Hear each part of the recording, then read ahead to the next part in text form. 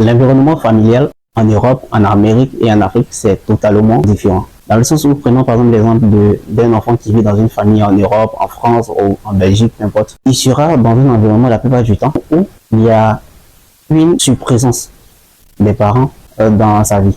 Ce qui fait que cet enfant il aura tendance à rejeter la présence de ses parents. Parce que le parent sera trop présent, trop présent. Et ça se voit, que ce soit dans les films, que ce soit dans la vraie vie, où les enfants seront tellement étouffés par la présence de leurs parents, que ce soit la mère ou le père, qu'ils auront tendance à se rebeller en ayant de mauvaises fréquentations, en faisant des choses, voilà, que peut-être que l'enfant même de base n'a pas envie de faire ou bien n'a pas aussi l'éducation, mais juste pour se sentir libre, juste pour se sentir dans un environnement où il a l'impression qu'il contrôle son intimité, sa vie privée, tout et tout. Donc, aura tendance à faire des choses, la drogue, le sexe, la mauvaise compagnie, souvent des délits à gauche, à droite. Ça, on le connaît tous et on voit ça tous. Et souvent, même la phrase qui fait tellement rire, c'est « Papa, sort de ma chambre » ou « Maman, arrête de fouiller dans mes affaires ». Tu vois. Bien sûr, en Afrique, tu fais ça, on te gifle ou on te frappe carrément.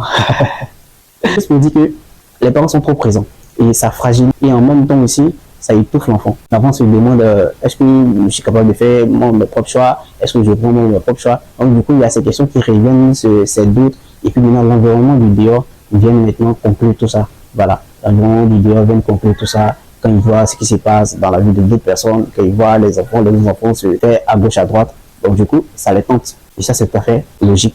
Parce qu'il y a une surexposition, ou il y a une surprésence des parents dans leur vie.